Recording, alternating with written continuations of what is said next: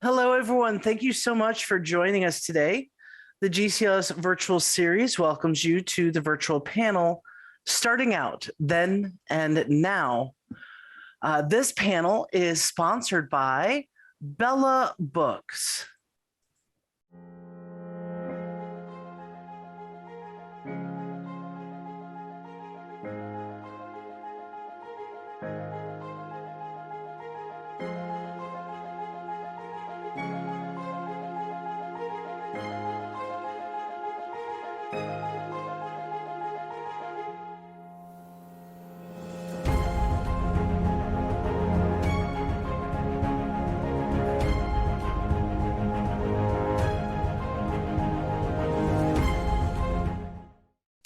Okay, thank you so much, Bella Books, for sponsoring the panel. We do appreciate your support. Also, please remember the GCLS Code of Conduct, which you can read more about in the chat and on the GCLS website. So let's go ahead and get things started. We hope that you enjoy the event today, and I'd like to turn the session over to our moderator, Lynn Ames. Thank you, Carlene. It's a pleasure to be here with all of you, and there are a lot of you here. I'm grateful to see that. And I'm going to start by introducing our esteemed panelists, and we're going to talk a little bit about what kind of takeaways we have for you all in this session.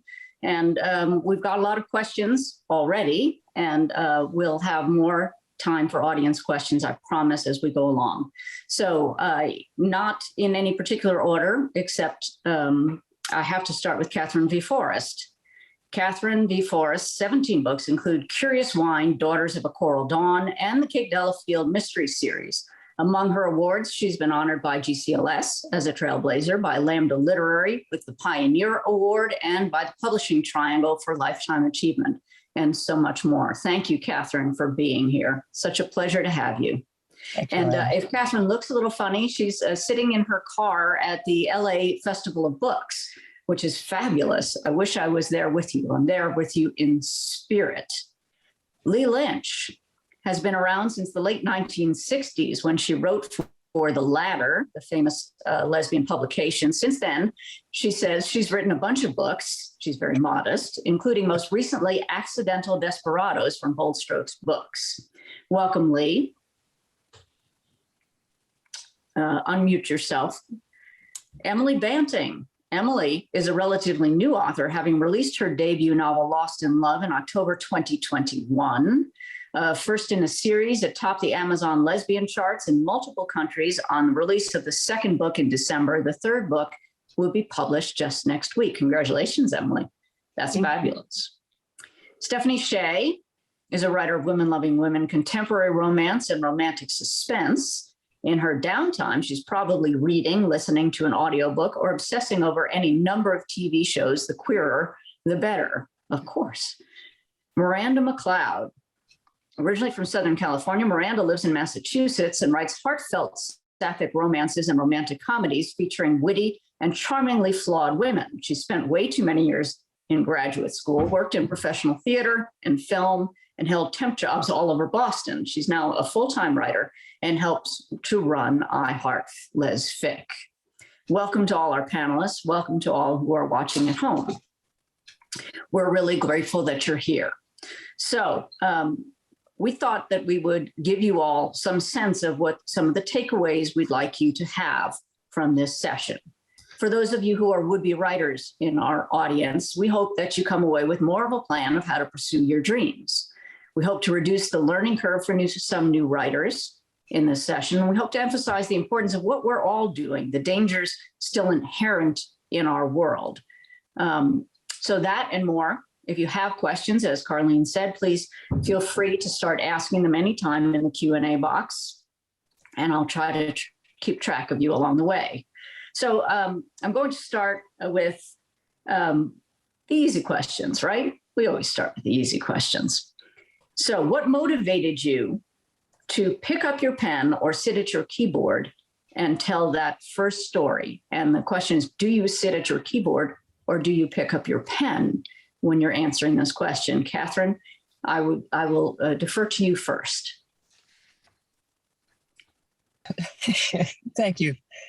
Thank you, Lynn. Nice to have everybody here. Great to see such a wonderful turnout, and just to be with everybody on this really remarkable panel. Thank you all. I think, like most writers, I was writing all my life, and the magical event for me was turning 40. And the other magical event was I had a partner who told me, "You've always wanted to write a book. Why don't you take 6 months and write a book?" And of course, like the fool that I was, I thought I could actually write a book in 6 months. And as I often said, it's like expecting to be a brain surgeon in 6 months. But anyway, 3 years later, I found Naiad Press and Curious Wine came into being. And the motivation was I had read everything that I could find, and it was practically its own detective story to find what was available back then in the time that Lee and I came from. And Curious Wine is really, it's the book that I wanted to read. And it's been a wonderfully rewarding journey since then to see how many other women wanted to read it too. Absolutely. One of the most classic of the classics that there is. Lee, how about you? Like Katherine, I read every even faintly queer book I could find, including criminology and sociology books from the library, because they talked about lesbians. But mostly my initial impulse was to give back the pleasure and validation that I got from Radcliffe Hall, the original, and the pulps. Whether they had good endings or bad, they were validating. They said there were more of us.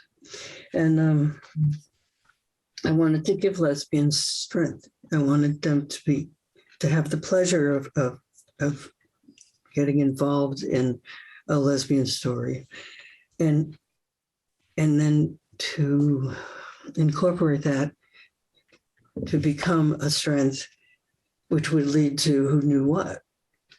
And we now know, not just me, but what all those earlier writers accomplished by, I believe, setting a foundation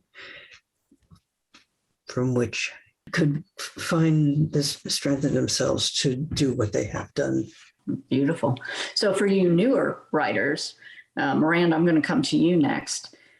You had less of a challenge finding our fiction than those who trailblazed the way for all of us. I just made that word up, by the way, but I'm going to put it in the new dictionary. We trailblazed. It sounds like a great verb. Why not?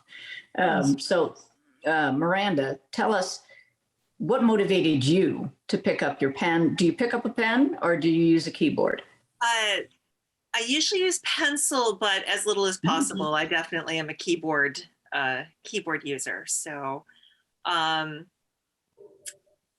think, similarly to Katherine, one of the motivations was turning 40. I was the kid who was always going to be a writer, but you reach that point, and I was doing most of my writing was for work. I was working in marketing, so I wrote a lot of marketing copy, and that was all day, emails and product descriptions, and so I didn't have a lot left in me to want to write at the end of the day. And I was turning 40, and I thought, okay, there's a point in your life where if you're going to do something, you have to actually do it, and you're, and for me, it was that turning 40. I thought, I can't say I'm going to be a writer if I'm 40 years old and I've never tried to write a book. So that was my original motivation. And what I was going to write was another question entirely. And I think, interestingly, when I started I was really doing research. I was open to anything. I read a lot of different genres. I had some experience going to Romance Writers of America, regional conferences. And I had heard through the grapevine, romance sells. You can make money selling romance. Okay, I have no idea what I want to do. I don't know what to write. And so coming to the availability, I started by doing some research just to say what is popular, what is out there.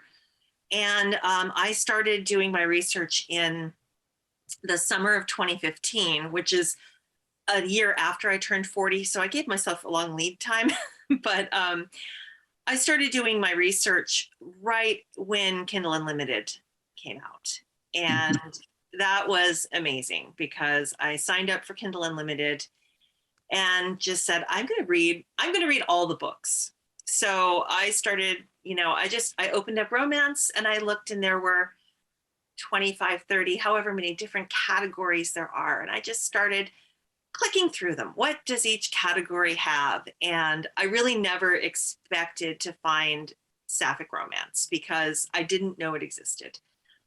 So, I got to paranormal. I don't think I can write about vampires, but let's see what else there is. Move on to the next. Historical. I do love historical, but it's so much research. And then I'm like, lesbian romance. What is that? I didn't know that existed. So I started reading that, and I said, well, okay, this I can write. I didn't know this was if I'd known this was an option, I might have done it before I turned 40.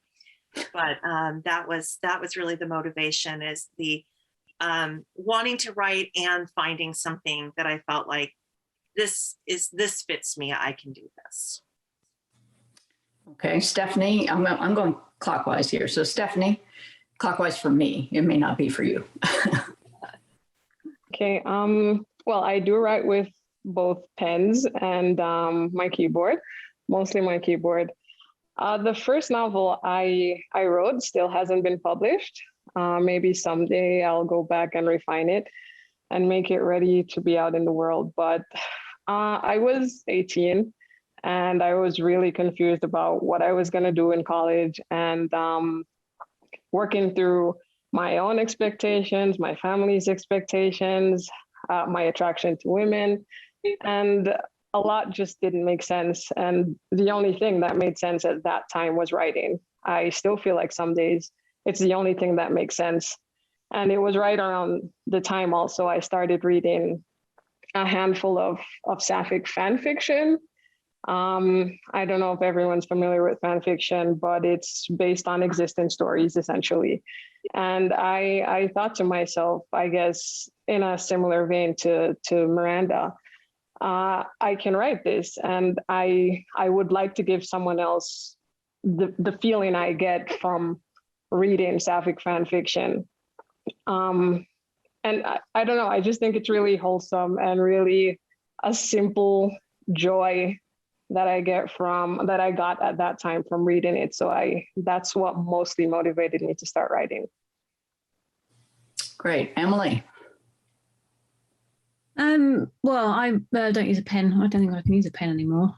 My handwriting is appalling. I can't read it, so I use a MacBook to write. I think a few years ago, friends pointed out to me that I always wanted to be a writer. I think I kind of forgot I wanted to be one because it's always been something that other people do.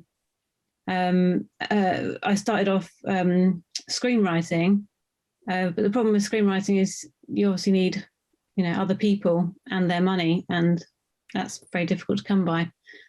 So when I hit 40, much there's a bit of a theme going on here, something to do with being 40, it was lockdown, so I had time, nothing else to do, and I thought, well, why not write a book?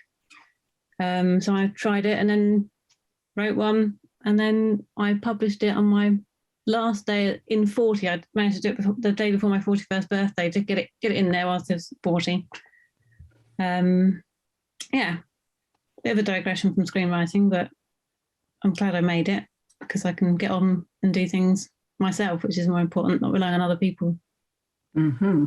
It's interesting that, in many ways, you all, no matter the generation, no matter the time you started writing, had some of the same motivations then and now, which is just fascinating since so much time has passed. Not that we're old, we're not, but it's been a significant progression through time. So when you began writing, did you intend to have your work published? Or did you think, well, I can write this, but I may or may not ever put it out into the world, or I have no idea how to put it out into the world? Katherine? I definitely wrote with an eye toward publication, but Lynn, it's a fabulous and very sad question for me because during those early days during the publication process with Naiad Press, and also just my career as an editor. By the way, I should mention that my very first book as an editor, I'm very proud to say, was a novel called The Swashbuckler by a writer named Lee Lynch. And it's such fun to be on this panel with you, Lee. I love you dearly.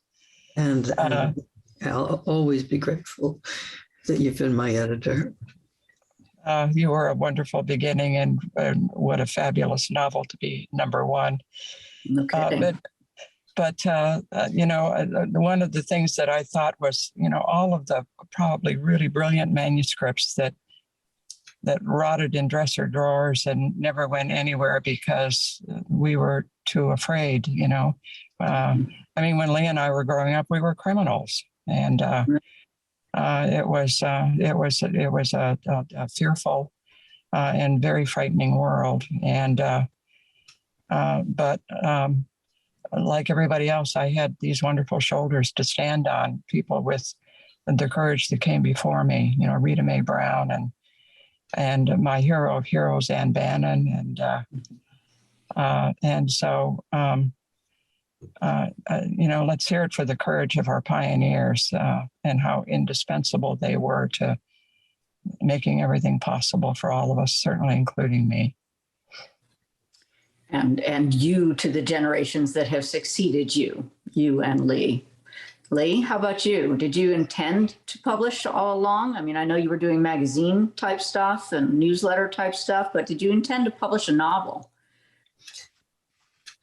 That's not the answer I have written down. You can answer anything you want. Oh, okay. We'll all be happy for it. No, seriously, I'd always intended to publish. I first started like at age 14, with school literary magazines and stuff, and other places. So yeah, it just didn't feel like a piece was finished until it was published. It kind of gets in your blood once you're published.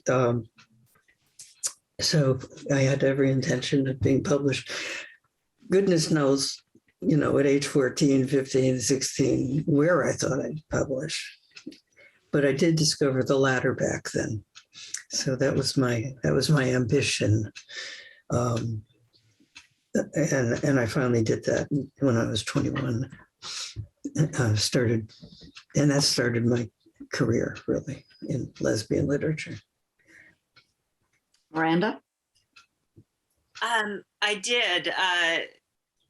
Luckily, I think that the thing that kept me for so long from even starting to write is that if I was going to write, I wanted to publish. And, prior to the option of indie publishing through Amazon and other places, the whole process of finding a literary agent, finding a publisher, the big New York publishing scene seemed so overwhelming that I didn't think I could go through all of that. So I didn't start a book because it was intimidating. So I did actually, I had found out about indie publishing and knew that was an option that I wanted to pursue because I could try it out at my own speed and just have the control over that. So I actually started my first book as a National Novel Writing Month project,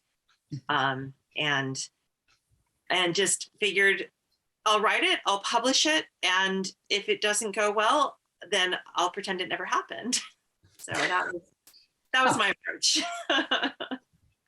Hey, that works. Stephanie, how about you? I actually didn't intend to publish. At least it wasn't something I was ready to admit that I wanted. I come from a very, I guess you could say, practical family where, for my mom especially, I was meant to do computer science or medicine or something. I went into banking, which I guess was a good enough compromise for her. But what I mean is, the way I grew up, writing was never meant to be something this real. It could be a hobby or it could be a dream, but writing queer love stories wasn't really a real thing. So for a lot of years, I didn't admit to myself that I really wanted to be a writer. But I guess I can happily report it's not just a hobby or a dream. And I've been writing full time I left banking last August, so definitely no longer a hobby. That's great. Emily? Well, I had the intention of publishing. Stories are meant for sharing at the end of the day, and particularly our types of stories. Being able to self-publish, as Miranda says, it's liberation for so many, especially control freaks like myself. I mean, traditional publishing was never really going to be an option for me because I just, I don't want to work to anyone else's timetable. It fills me with dread. I want to do what I want when I want to do it. But yeah, I think it is wonderful that we have such a variety of sapphic authors, and we've all led different lives, and we share those different experiences through our characters and our stories. That every reader can find characters they relate to. But I mean, all of all the lesbian writers now, we're able to touch so many different people in different ways. There's something for everything, and being able to go on Amazon and just put your story out there is it's fantastic, really. Which is a great segue to the next question, which is what motivated you? What was the inspiration for your very first story? There's something so special about that first one. There always is, no matter when you write it or how old you are when you do. So, Katherine, what was the inspiration for that very first extraordinary write?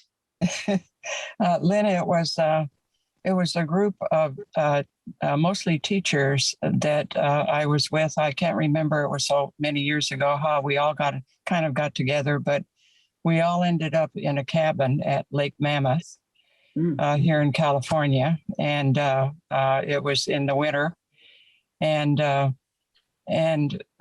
we ended. There was weed and all that other kind of stuff. You know how there was in the back in those days. This would have been scandal, you bet. This would have been, I guess, in the early 70s probably.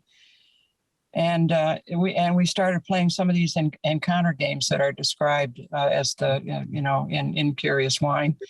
And such interesting things surfaced among all these women and some of us were straight, some of us weren't. And I thought, this would be an interesting springboard for a novel. So that's and then everything kind of came from there. But that was the original little kernel that kind of got the reactor going. Fascinating. Lee? Well, Orange is Out of Season is a long short story, and that was my first grown-up published story. And it was inspired by wanting to write about ordinary, everyday, preferably working class dykes, because we weren't getting exposed or talked about. And also it takes place in Queens, New York, where I'm from, and I'm passionate about New York. it was about a lesbian who runs a produce stand, and I'm very visual, and there's really not a lot more sensuous to look at than a produce stand. Very basic, very colorful. And most of my paid career, I've been a vocational counselor. So I'm fascinated by employment, types of jobs, and fitting lesbians into non-traditional employment. Interesting. Miranda, what was the inspiration for that first one?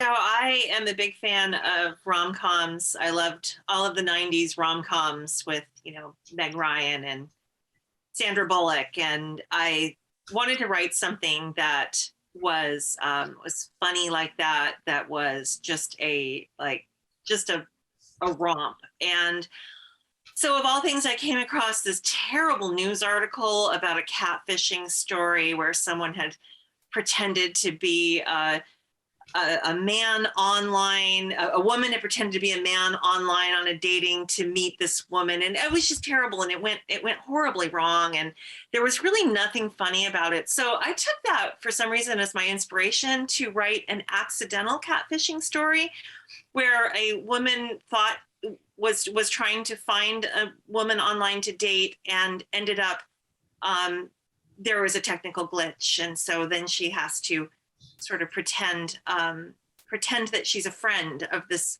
man that doesn't exist because there was a technical glitch. And so I just like, yeah, I'll turn that into a rom-com. And, it was a fun story that I could make just silly and lighthearted. Even though, yeah, the original, like, don't read the original news article. It was really bad, but. Interesting. Stephanie, how about you? I guess my inspiration for that first book, it still hasn't been published, like I said, but I think I just had a lot of processing to do. I was still very young. I was 18 at the time. And that period of, I guess, what you would call a queer awakening, it's very angsty. It's very difficult, I guess. And similar to what I had said before, I had started reading fanfic, and I was really inspired by writing queer love stories. And that's what kind of got me to put pen to paper. I was using a journal at the time, but it's maybe someday it will be out in the world, but that's really what inspired me to write at first. Emily?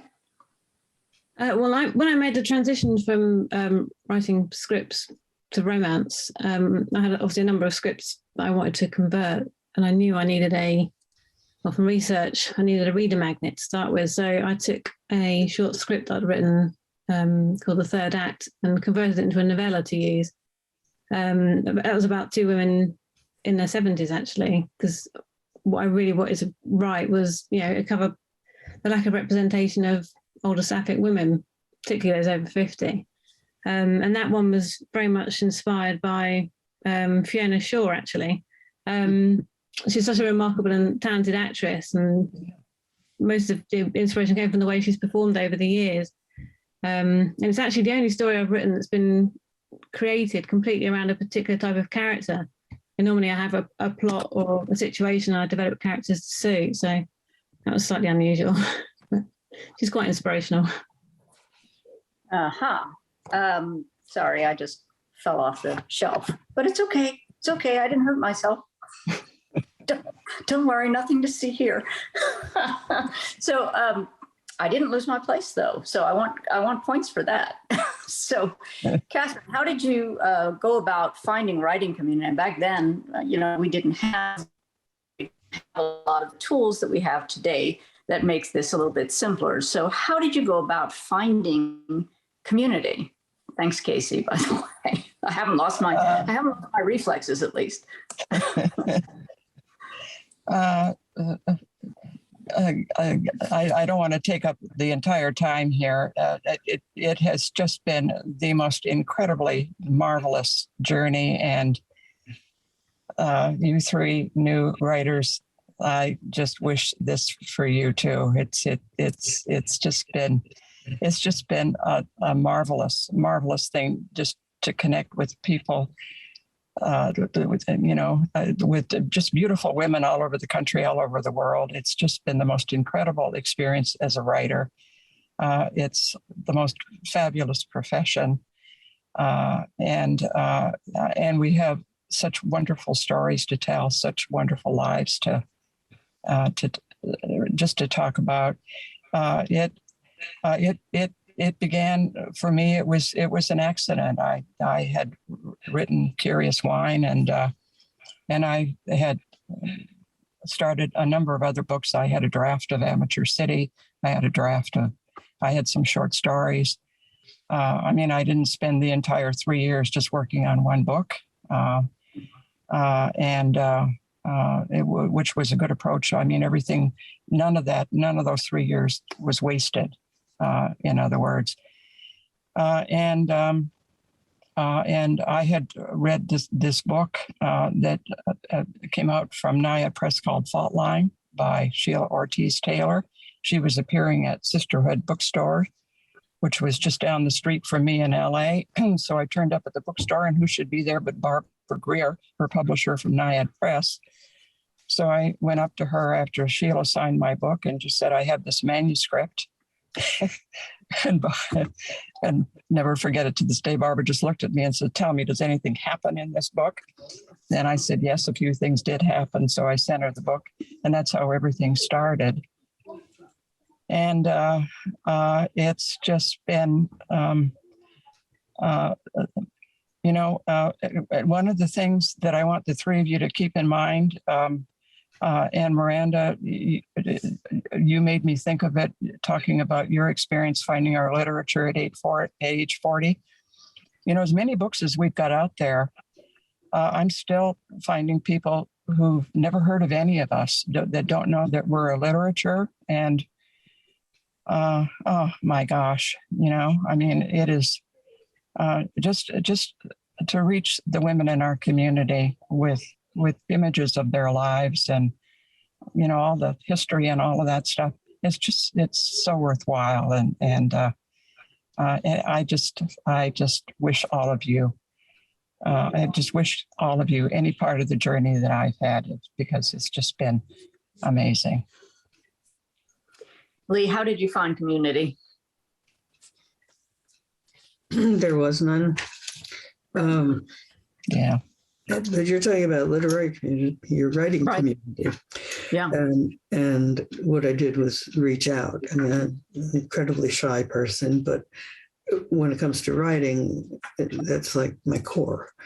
So I have some strengths there.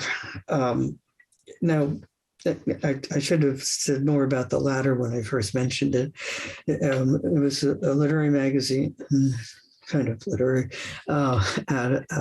from the Daughters of Bilitis, which was, I think, the only lesbian organization in the United States.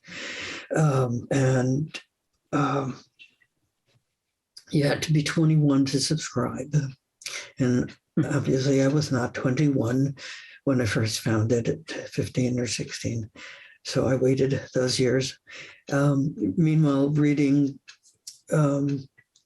who knows who, because women didn't use their real names, but Rita May was in there.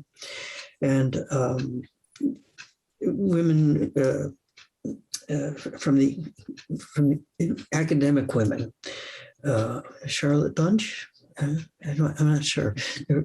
There were so many lesbian writers who started, or at least got their work into the latter, which didn't have a great reputation, but it was a lifeline. Anyway, so when I reached 21, I did submit to the latter. Well, I did subscribe, and then it took a while to get up the courage to submit.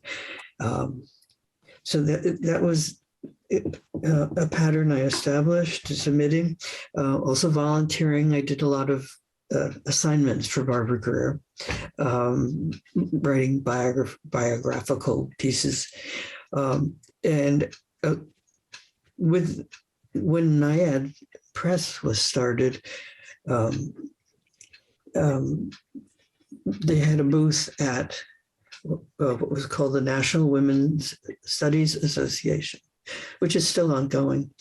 And it was mostly straight feminists, but Barbara could get in anywhere. And Barbara got us a booth there. And that's where I met my friend, editor, and co-writer, Katherine Forrest, for the first time. Who knew where we would be going from there? But so, I just continued to force myself to go to conferences and marches and meet people like Lynn Ames at the Golden Crown Literary Society and dance with her. And, Which makes me the luckiest woman here. no, I'm not sure about that.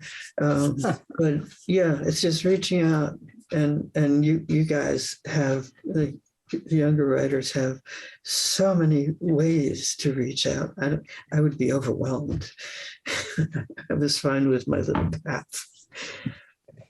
Thank you. You know, Lee, it's fascinating. I've seen some people in the chat say this. It's fascinating that you actually waited until you were 21 and didn't lie about your age in order to get a subscription. I didn't want to get the latter in trouble.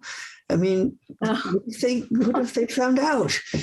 It would go to court. It would be a big Radcliffe Hall kind of trial. And no.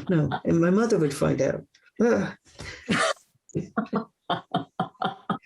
Remarkable. Well, if we're looking for the most honest person in the room, it would be Lee Lynch. There we go. Miranda, how did you find your writing community? Well, early on, I had found out about the New England chapter at the time it was affiliated with the Romance Writers of America, and they had an annual conference that was, an easy drive for me. So I started there. Pretty much at the time, there were certainly no other people writing sapphic romance, although there were, there are now, there are a few that I know, but there were people who were doing indie publishing. So that was where I started making some connections, and, found some poor lady that I sat next to at lunch, and she mentioned she had just published her, her own book, self-published it. And I was just like, I'm going to follow you around for the rest of this conference and just ask you questions on how you did that. So, but she directed me to an online board that was probably one of the only ones at the time, K boards, that was, they're not as active anymore, but at the time it was where all of the people who were starting out in self-publishing were going and talking about, just an online chat community. And they did have an LGBTQ board for people to make, connections of beta readers and writing partners and editors. So I made some friends there, and but it was really the funny thing being both, of the generation where you just take computers and online communities for granted. But in 2017, so I had published maybe 3 or 4 books by then. I got an email from T.B. Markinson, and she was putting together collaborations of sales that she was inviting authors to be a part of. And she had read one of my books and said, was reaching out to see if I wanted to be a part of the sale. And we got to chatting, and I, full disclosure, we both used pen names. And it was only after quite a bit of chatting back and forth that we discovered that we actually knew each other in real life and had grown up in the same neighborhood, and we were in elementary school together. So once that, and now we've co-written a number of books together, and we run, I Heart Lesfic, which has just changed its name actually to I Heart Sapphic today. So, but that has been, I think, an effort that we've had of reaching out to all types of sapphic writers, whether you're, indie published or through a small publisher or a large publisher, and just having a community of people and resources, and giving people a way to find the books and to promote their books. So that's been, I think, something that, certainly wasn't there when I first had started, that hopefully is useful to people who are coming up. Stephanie, how about you? How did you find your writing community? I'm pretty introverted. One of those people that absolutely ignore their personal social media all the time. But when I found out I was going to be published, Nine Star published my debut novel, and they accepted in January 2020. So I went and I created new social media for my pen name. And Twitter was the one that kind of stuck the most. And about 1 month into joining Twitter, Lucy Bexley put out a call for writers to do April NaNoWriMo with her. And that's sort of how I wound up in my writing community. It ended up being a group of about a dozen writers. We in a group we called Dad Jobs at the time, which was a typo for day jobs, which we were all kind of lamenting about, writers with their day jobs. So the name kind of stuck. And Lucy Bexley, Bryce Oakley, I guess Bryce had been publishing for a few years, I would say. And they kind of, took me under their wing. And from there, that's how I kind of got involved in my writing community. Beyond that, I can say almost every writer I've interacted with on Sapphic Twitter has been really supportive and very wonderful overall. It's great. Emily, how about you? How'd you find your writing community? When I started researching the move into fiction, I was thinking of going into historical fiction initially. I kind of bumped into Amanda Radley online. Can't remember how, but she then introduced me into the world of lesfic, and I quickly devoured all her books. I think probably within a matter of weeks, I was completely hooked. And I thought, well, I wonder if I can do something like this instead. And from there, a whole world opened up to me on social media, particularly. It's been great for building relationship with other authors through Facebook and Facebook groups and Twitter. I've had a lot of support from other writers, and early on those small interactions can be very positive. And so I kind of have Amanda Radley to thank for everything, really. Or blame for everything, however you want to look at it. We have about 15 minutes left, believe it or not. Time is flying by. So I want to make sure that we get to some viewer questions as well. So I'm just going to skip around a little bit and see what we can come up with here. For our trailblazing writers, Ann Hart asks, what does it feel like now to see all these writers sprouting up all over the world, writing our so very diverse stories? Lee, I'm going to start with you there. Well, how does it feel? It's a miracle. I don't know if I can say more than that. It's a miracle that our generation, Katherine, survived and kept writing, and that somehow gave others a pathway to follow. And it's also overwhelming. There's no way I can compete with you. So I'm glad I wrote before you all did. Well, let me say, thank God it's not a competition. But it is in the literary market. It is a competition, and we see, what sells, what doesn't sell, and genres and all that kind of stuff that didn't even exist back then. And as far as I know, I'm a writer of general fiction, which is kind of sad because nobody reads general fiction, and especially when you have a small market like lesbians, to write general fiction, you just don't get a whole lot of exposure. But if I had had the outlets that you guys have, maybe it would have been different. Yeah. Katherine, what do you say? I'm just so proud of everybody. We just have the most amazing collection. What's the word? As I like to say, I write because I don't talk too good, obviously. But just to see the range, the variety, the quality. We have writers who are winning literary prizes on the world scene. We have international. I think, to me, one of the most amazing and wonderful developments, not only for writers, but for our whole lesbian reading community, is just the rise of the electronics. Electronic books are just the miracle of my lifetime. The fact that, some kid in Kansas can read Dickens for nothing, you can download it for nothing. And there was just such a lack of accessibility.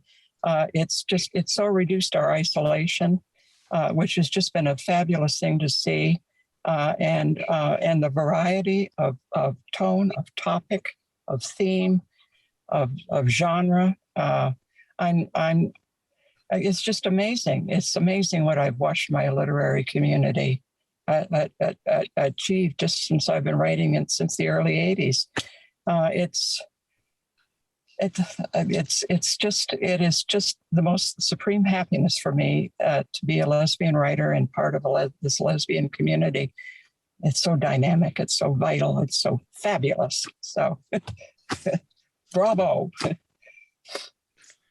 Bravo to all of you. So Katherine asked a question off air when we were getting together earlier.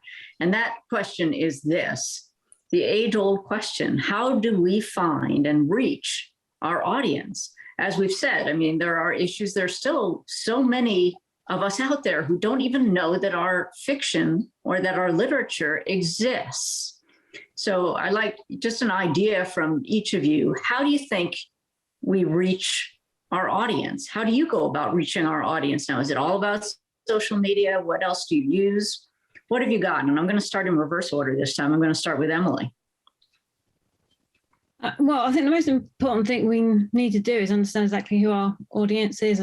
Some people just don't do that. They kind of sit around and wait for their audience to find them.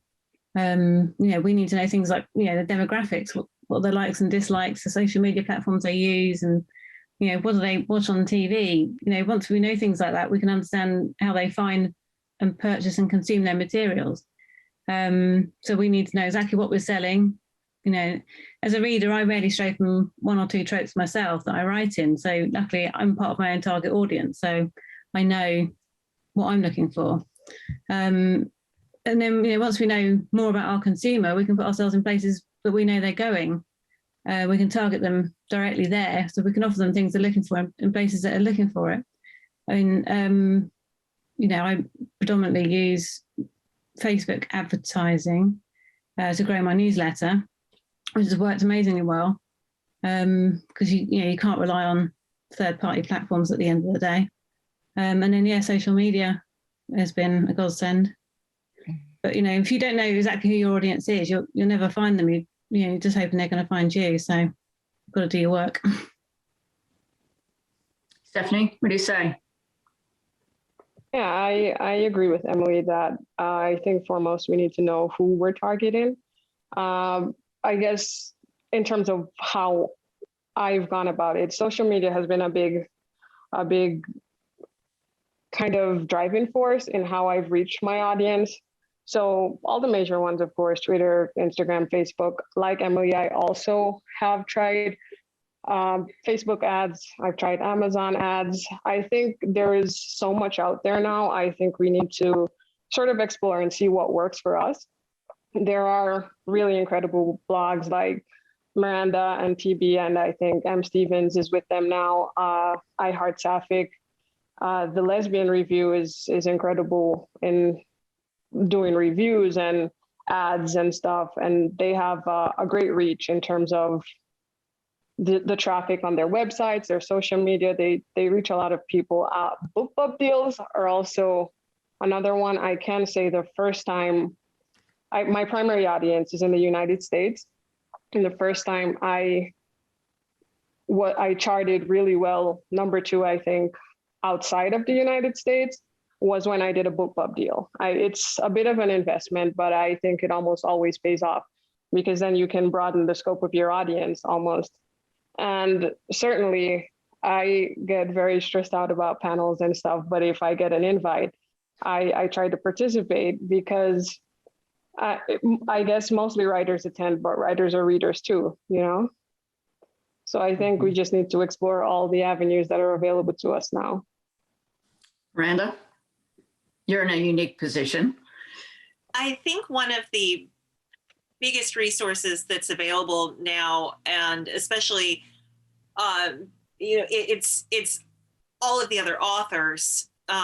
We're all doing the things that we feel the most comfortable with, the things that we're the best at, whether it's whether it's doing advertising or building a newsletter list or, going to conferences. And so everyone has had their own ways of reaching so many different parts of the world and so many different readerships. And when we can work together on cooperating, reaching out, if I mention another writer in, a new release in my newsletter, it's going to all of those people that I've managed to reach.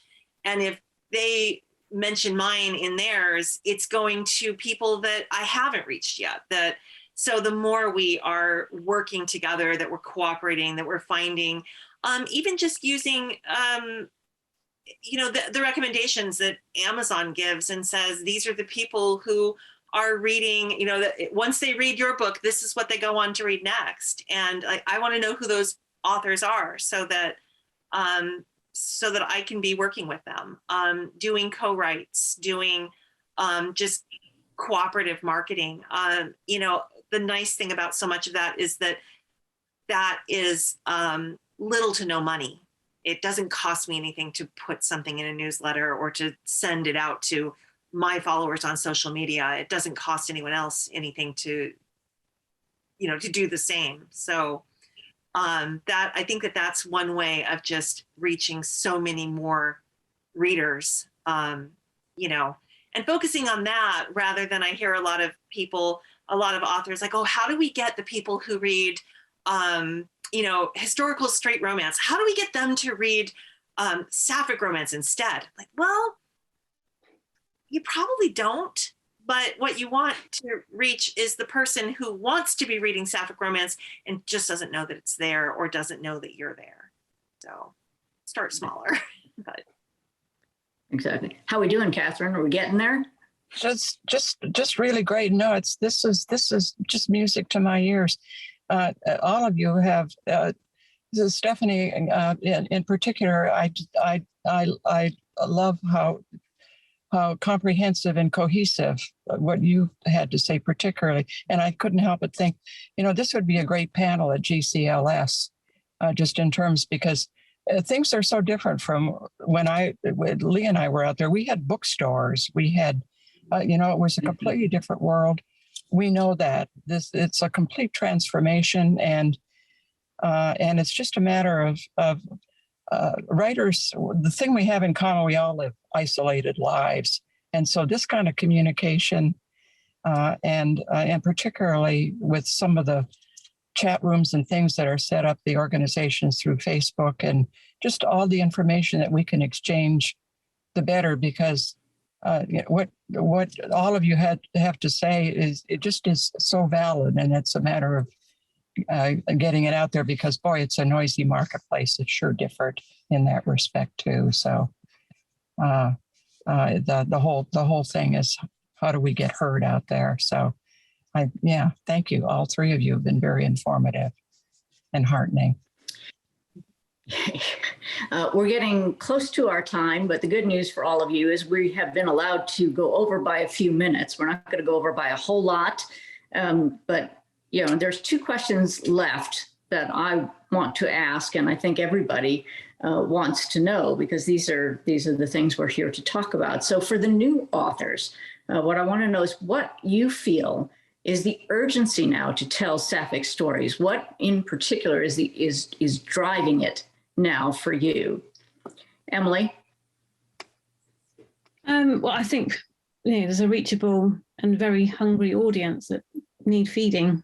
They seem to be prolific readers and constantly wanting more material. And generally, as more and more people feel able to accept who they are in the process of exploring and discovering who they are, and they want to see themselves represented in books. It validates them and helps them understand themselves better. So, can the world ever have enough sapphic stories with happy endings? No. Stephanie, what do you say? I completely agree with Emily's answer. I think in a way, though, the urgency then and now might be the same to tell sapphic stories. We need to see ourselves on pages. There's so much diversity to be explored, whether that's racially or how we define our sexual identities, or there's just so much still left to explore. And I hear people say all the time, it's 2022. And I guess it's sort of with this expectation that a lot of things that should be different or should be better just aren't.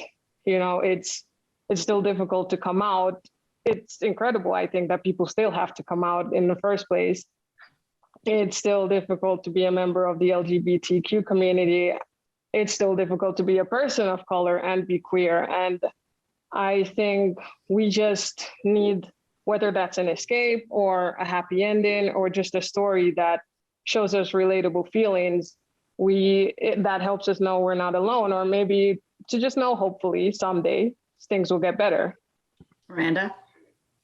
I think for me, it's broadening the stories that are available and going beyond the types of themes and tropes that are the ones that maybe were the most common, or ones that especially bigger publishers, as they're putting books out, there are certain stories that they want to tell, and I feel like now the mission is to tell all the stories, just to have silly rom-coms and vampires and whatever, like all of the stories, not just the few that make it into print or make it into a bookshop, but we have the opportunity to entertain and to, by doing that, to make it clear, like there's also no difference between the stories that we're writing and the stories that everyone else, like they're for everybody, and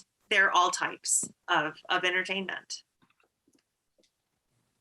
So for you, Katherine, and you, Lee, what keeps you writing? What keeps you writing? Katherine, you've got a new book out. Yes. Lynn, I'm just kind of looking around here in the car. Where is my baton? Because I have a baton here somewhere that I want to pass on to everybody on this panel, except, of course, for Lee, who maybe has her own baton. I don't know kind of where she'll have her own answer as to what keeps her writing, but it's a new world. And what I look forward to more than writing now is reading about what Lee and I have kind of helped, maybe what we wrought together. I've been so busy writing and editing, and now I just want to sit back and I want to read all your books and what your lives are like, and what kind of world you live in, and just go for it. Go for it. It's a young generation. I couldn't be more proud of you, and so I'll just see all of you in print. Lee, how about you? What motivates you now? I might mention my next book is a collection of my earlier stories. And I'm still writing, but I want to get those in, well, mostly online, because the wave of the future. And I don't want any of our books to die. And Stephanie brought up that things are so iffy, you know. Everything happens in cycles. We could be passing books to one another underground or in plain brown wrappers again. So my motivation is, you know, until I can't compute or hold a pen or anything anymore, is just get it all out there. Yeah. We need who was saying that? We need every story. Yes, we need entertaining stories, but we also need the more deeply, maybe some of those are deeply, but the deeply incisive stories and the real stories of women, of lesbian women who actually live this life where, for example, many states in our country are saying, don't say gay again. Did you ever think that would happen again? I actually did, but I assume that the younger generation, except for Stephanie, kind of just thanks their lucky stars and is not as concerned with protecting what we've done, what we're doing, and the ability to keep doing it. Amen to all of that. And I can't end without a little piece of history today. In Italy today, the film in her own words, 20th century lesbian fiction, is being shown at a film festival in Italy. It's a particular point of pride for mine. My wife has produced this film along with her partners, Marianne K. Martin and Lisa Marie Evans, who did an amazing job with filmmaking. It features Katherine Forrest and Lee Lynch and our other trailblazers, and it preserves forever our 20th century history, which is going to make me cry. I'm just thrilled for this. There are a lot of more film festivals that will follow and wide distribution for this film that's so important to preserve our history then and now. I mean, these women have worked on this project for 7 years together. And Sandra Moran, my sister in heaven, started this along with Marianne, and I couldn't be more proud of all of them for the work they've done, to Katherine, to Lee, to everybody who participated in this film. Thank God for all of you, and thank God that you were willing to tell your stories so that the rest of us can rest and on your shoulders and build upon what you guys have started for us. So I want to say a special thank you to all of our panelists. You guys were fabulous. The name of the film, since somebody asked, is In Her Own Words, 20th Century Lesbian Fiction. It is not widely available yet. It will be in the near future, and you really need to see this thing. It's amazing. It is an absolute amazing bit of filmmaking, made possible by the generosity of all of our trailblazers. So thank you guys so much. Thank you all for being here. For those of you who attended, it's been a really wonderful session. My honor to get to stand here and hold my iPad by the thread for the entire hour.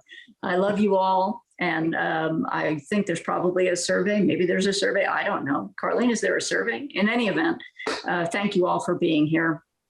And we will see you all in cyberspace and in person at the GCLS conference in Albuquerque, New Mexico in July. Thank you all for being here. We appreciate all of you. And you.